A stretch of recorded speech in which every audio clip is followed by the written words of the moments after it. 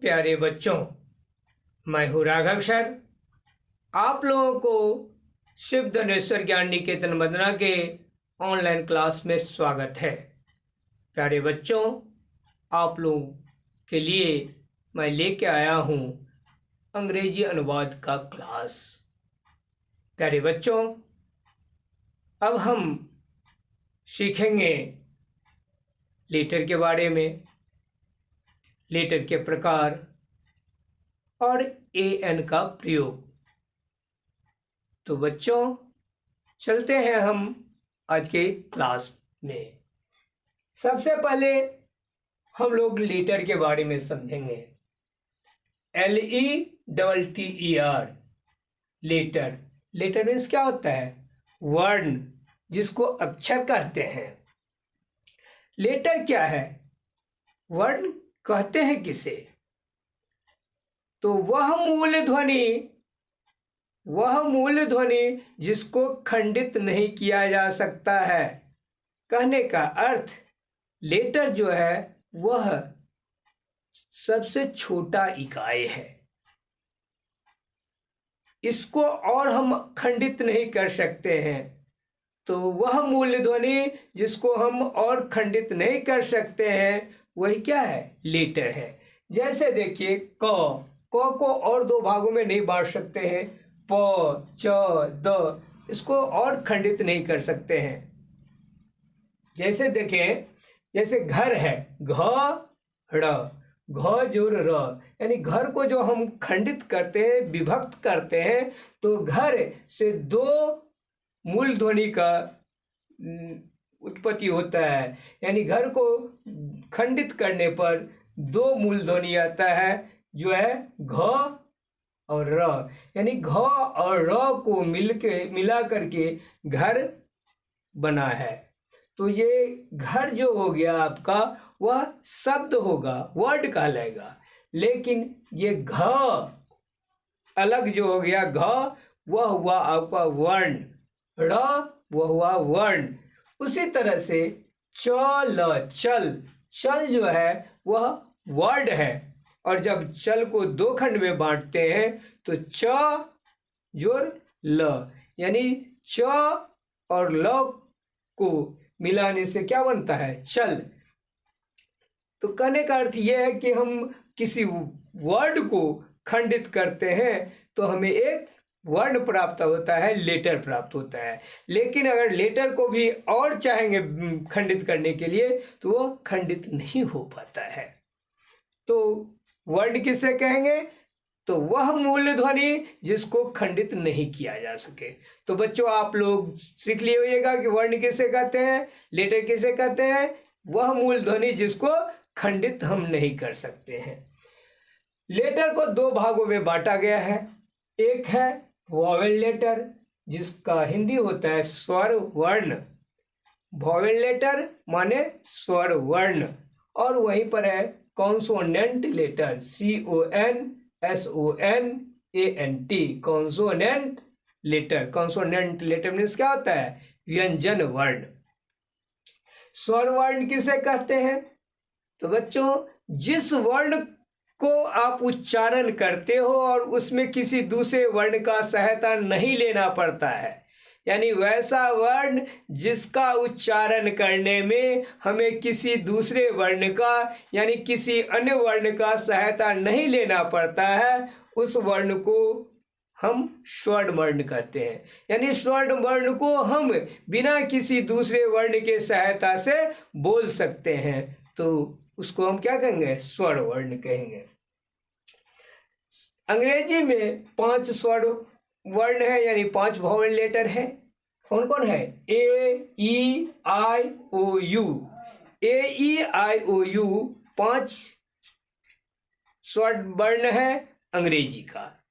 लेकिन जब आप हिंदी ग्रामर में पढ़िएगा, तो हिंदी ग्रामर में यानी हिंदी में कुल 11 वर्ण जो है वह स्वर्ण वर्ण के अंतर्गत आता है। वो कौन कौन सब है? अ, आ, हर्षी, दीर्घी, हर्षु, दीर्घु, अड़ी, ए, ऐ, ओ, औ। ये जो 11 लेटर आप देख रहे हैं, 11 वर्ण जो देख रहे हैं, वह क्या है? स्वर वर्ण है। किसमें? हिंदी में। अब है ए और एन का प्रयोग। बच्चों, आप लोग इस बात को जानने के लिए उत्सुक होइएगा कि हम जब यहाँ पर हिंदी से अंग्रेजी ग्रामर, हिंदी से अंग्रेजी में अनुवाद करना सीख रहे हैं, तो फिर हम हिंदी में स्वर वर्ण के बारे में क्यों जानकारी ले रहे हैं?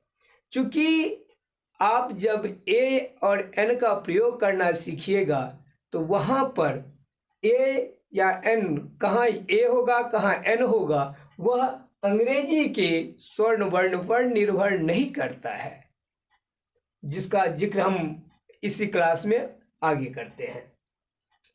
अब है कि ए या एन का जो प्रयोग होता है वह कहाँ होता है? तो बच्चों, ए या एन दोनों का अर्थ सेम होता है, एक या कोई। कोई इसलिए क्योंकि ए एन जो है वह अनिश्चित नॉन के पहले लगता है, यानी ए या एन कहने से उसके निश्चितता का बोध नहीं होता है, इसलिए ए एन को इनडेफिनिट आर्टिकल्स के अंतर्गत रखा गया है, जबकि दी को डिफिनिट आर्टिकल्स के तहत रखा गया है। तो जब हम आर्टिकल्स का चैप्टर पढ़ेंगे उसमें इसके बारे में बहुत सारा कुछ हमको देखने को मिलेगा और हम डिटेल्स रूप में आर्टिकल्स चैप्टर में पढ़ेंगे। अभी हम सिर्फ ए एन का प्रयोग सीखेंगे, कहाँ ए का प्रयोग होगा कहाँ एन का प्रयोग होगा। तो ए या एन का प्रयोग जो है कहाँ होगा? तो सिर्फ सिंगुलर काउंटेबल नाउन के पहले होगा। बच्चों, इस बात को हमेशा ख्याल रखोगे कि सिंगुलर काउंटेबल नाउन के पहले ए एन का प्रयोग होगा। अगर सिंगुलर काउंटेबल नाउन कहीं पर है लेकिन उसके पहले हिंदी में एक नहीं भी लिखा हुआ है तो भी आपको ए या एन का प्रयोग करना होगा। तो क्या समझे?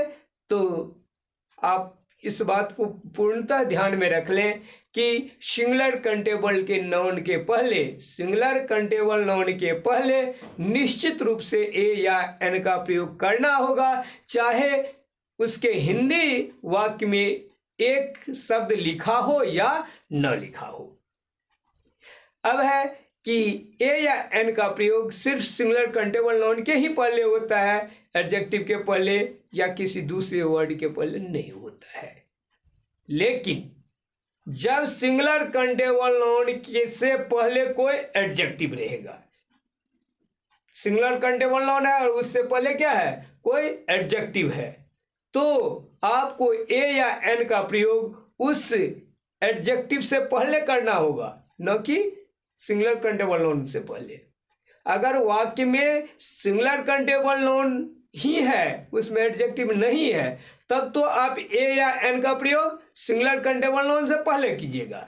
लेकिन किसी वाक्य में सिंगुलर काउंटेबल नाउन है और उससे पहले कोई एडजेक्टिव आ गया है, तो आपको ए या एन का प्रयोग कहाँ करना होगा?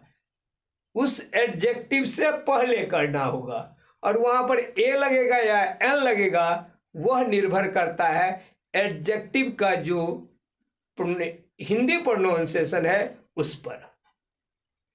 अब है कि कोई वाक्य ऐसा है जिसमें सबसे अंत में सिंगुलर काउंटेबल नाउन है, उससे पहले कोई एडजेक्टिव आ गया है और एडजेक्टिव के बाद से ठीक पहले कोई एडवर्ब आया है, तो आपको ए या एन का प्रयोग न तो सिंगुलर काउंटेबल नाउन से पहले करना है, न एडजेक्टिव से पहले करना है। किससे पहले करेंगे? एडवर्ब से पहले करेंगे।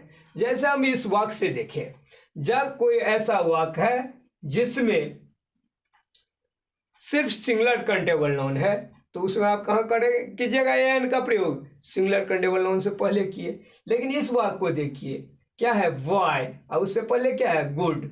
ये गुड क्या है? आपका एडजेक्टिव है। बॉय जो हो गया वो सिंगुलर काउंटेबल नाउन है, जबकि गुड जो है एडजेक्टिव है। तो हम ए या एन का प्रयोग कहाँ करेंगे? बॉय से पहले नहीं, हम गुड से पहले करेंगे। और गुड का पहला अक्षर ग है, इसीलिए वहां पर क्या लगेगा? ए लगेगा। यहाँ पर चलते हैं, देखते हैं। बॉय है, बॉय जो है सिंगुलर काउंटेबल नाउन है, लेकिन उससे पहले क्या चाहिए? ऑनेस्ट। और ऑनेस्ट एच से शुरू हुआ है, लेकिन इसको हम पढ़ते क्या है? HONEST को क्या पढ़ते हैं? ऑनेस्ट पढ़ते हैं, जिसका पहला अक्षर क्या है? अ। इसलिए वहां पर क्या लगेगा? एन का प्रयोग हुआ है। अब है कि कोई सिंगुलर काउंटेबल नाउन है, उससे पहले कोई एडजेक्टिव है, और उससे पहले क्या आ गया है? एडवर्ब आ गया है, यानी एडजेक्टिव का भी विशेषता बताने वाला आ गया है एडवर्ब। तो हम ए या एन का प्रयोग कहाँ करेंगे? सिंगुलर काउंटेबल नाउन से पहले नहीं, एडजेक्टिव से भी पहले नहीं करेंगे। कहाँ करेंगे? एडवर्ब से पहले करेंगे। यानी जब एडवर्ब है उसके बाद एडजेक्टिव है, उसके बाद जाके सिंगुलर काउंटेबल नाउन है, तो आपको कहाँ पर ए या एन का प्रयोग कीजिएगा? उस एडवर्ब से पहले कीजिएगा। बच्चों, अब आप इतना तो समझ गए कि ए या एन का प्रयोग कहाँ होगा। तो बिल्कुल ध्यान रखना है कि ए या एन का प्रयोग हम सिंगुलर काउंटेबल नाउन से पहले करेंगे, और वह निश्चित रूप से करेंगे। अगर सिंगुलर काउंटेबल नाउन से पहले कोई एडजेक्टिव आ गया है, तो हमको ए या एन का प्रयोग कहाँ करना होगा? उस एडजेक्टिव से पहले करना होगा, और एडजेक्टिव के अनुकूल करना होगा। अगर सिंगुलर काउंटेबल नाउन से पहले कोई एडजेक्टिव है और एडजेक्टिव से पहले कोई एडवर्ब आ गया है, तब वहां पर ए या एन का प्रयोग हम एडवर्ब से पहले करेंगे। ठीक है बच्चों? तो अब चलते हैं हम कहां पर ए का प्रयोग करेंगे और कहां पर एन का प्रयोग करेंगे। तो बहुत ही सिंपल है कि जिस वर्ड के पहले हमको ए या एन लगाना है, उस वर्ड को हम हिंदी में उच्चारण करेंगे। इंग्लिश में नहीं देखेंगे कि उसका पहला अक्षर क्या है, AEIOU है कि नहीं है। ऐसा भी होता है कि अगर AEIOU से शुरू हुआ हो, लेकिन उसका हिंदी प्रोनाउंसिएशन का पहला अक्षर कॉन्सोनेंट होता है, कॉन्सोनेंट है, तो वहां पर आपको एन का प्रयोग नहीं, ए का प्रयोग करना होता है। तो बच्चों क्या देखेंगे कि जहां पर हमको ए या एन का प्रयोग करना है, यानी सिंगुलर काउंटेबल नाउन के पहले हमको करना है, लेकिन उसके पहले कोई एडजेक्टिव आ गया है या फिर एडवर्ब आ गया है, तो आपको कहाँ करना होगा? एडजेक्टिव से पहले या फिर एडवर्ब से पहले। तो उसके निकट वाला, यानी जहां पर कर रहे हैं हम एडवर्ब से पहले ए या एन का प्रयोग कर रहे हैं, तो एडवर्ब का हम हिंदी प्रोनाउंसिएशन देखेंगे। नहीं, हम एडजेक्टिव से पहले कर रहे हैं तो हमको एडजेक्टिव का हिंदी प्रोनाउंसिएशन देखना है। नहीं, अगर आप सिंगुलर काउंटेबल नाउन से ठीक पहले कर रहे हैं तो उस सिंगुलर काउंटेबल नाउन का हिंदी उच्चारण देखना है। इंग्लिश में नहीं देखना है कि कौन चीज से शुरुआत है, वो कुछ से भी, किसी भी लेटर से क्यों न शुरुआत हो, AEIOU को छोड़ के वो HA से क्यों न शुरू हो, PA से क्यों न शुरू हो, इससे हमको कोई फर्क नहीं पड़ता है। लेकिन अगर उस किसी भी लेटर से वह शुरू हुआ है, लेकिन उसका हिंदी प्रोनाउंसिएशन वॉवेल के तरह होगा, तो वहां पर क्या लगाइएगा? एन लगाइएगा। और जब उसका हिंदी प्रोनाउंसिएशन का पहला अक्षर कॉन्सोनेंट होगा, तो वहां पर क्या लगाइएगा? ए लगाइएगा। देखिए यहाँ पर गुड बॉय है, गुड के पहले लगाना है ए, तो जी आपका क्या रहा है? गुड, गौ से शुरू हुआ है, इसलिए यहां पर क्या लगाएंगे? ए। जैसे यहां पर मैन है, उसके पहले ए या एन लगाना है, तो देखते हैं मैन कौन चीज से शुरू हुआ है? मो से, तो यहां पर क्या लगाए हैं? ए लगाए हैं। यहां पर देखिए यूनिक पिक्चर, यूनिक पिक्चर में कोई यूनिक शब्द जो है वो कौन चीज से शुरुआत है? यू से। नहीं, यू से शुरुआत है, तो बच्चों यहां पर आप अक्सर धोखा खा जाते हो कि ये यू से शुरू हुआ है, और अब यहां पर पढ़े हैं कि अंग्रेजी में वॉवेल क्या है? AEIOU है, ये यू ये वॉवेल है, तो यहां पर लगा देते हैं बच्चे अक्सर एन, जो कि गलत है, क्योंकि इसका हिंदी प्रोनाउंसिएशन यूनिक होता है, य से शुरू होता है, और य हिंदी के वॉवेल लेटर्स के अंतर्गत नहीं आते हैं। ये क्या चीज है? कॉन्सोनेंट है। हिंदी प्रोनाउंसिएशन में, हिंदी से ग्रामर से देखते हैं तो य कौन सी है? कॉन्सोनेंट है, इसलिए यहाँ पर क्या लगा है? ए लगा है। तो बच्चों क्या आपने सीखा? आप हमेशा ध्यान रखोगे कि जहाँ पर हमको ए या एन का प्रयोग करना है उसके ठीक अगला वाला, यानी जिससे पहले हम कर रहे हैं उस वर्ड को हिंदी उच्चारण करेंगे। हिंदी में उसको क्या पढ़ेंगे, उसको उसका हिंदी प्रोनाउंसिएशन क्या होगा। हिंदी प्रोनाउंसिएशन देखेंगे कि उसका पहला अक्षर वॉवेल है कि कॉन्सोनेंट है। अगर उसका पहला अक्षर कॉन्सोनेंट होगा तो वहां पर आप ए लगोगे। अगर उस वर्ड का हिंदी प्रोनाउंसिएशन का पहला अक्षर वॉवेल होगा तो क्या लगाएंगे? एन। यहां पर देख सकते हैं HOUR, आवर। क्या पढ़ते हैं? हावर नहीं पढ़ते हैं, आवर। आवर जो पढ़ते हैं तो ये कौन चीज से शुरू है? आ से, इसलिए यहां पर क्या लगा है? एन, चूंकि आ जो है आपका क्या चीज है? वॉवेल है। देखिए ऑनेस्ट में मैन क्या है? ये सिंगुलर कंटेबल नाउन है। और ऑनेस्ट का स्पेलिंग क्या होता है? HONEST। इसको हॉनेस्ट नहीं पढ़ते हैं, ऑनेस्ट पढ़ते हैं, यानी इसका हिंदी प्रोनाउंसिएशन क्या हुआ? ऑनेस्ट, जिसका पहला अक्षर अ और क्या चीज आ रहा है? वॉवेल है, इसीलिए आप क्या लिखेगा? एल। तो बच्चों आज आपने लेटर सीखा, लेटर के प्रकार को सीखा, वॉवेल कॉन्सोनेंट का परिभाषा सीखा, और ए एन का प्रयोग कहाँ होगा, ए का प्रयोग कहाँ होगा, एन का प्रयोग कहाँ होगा, ये सब आपने सीखा।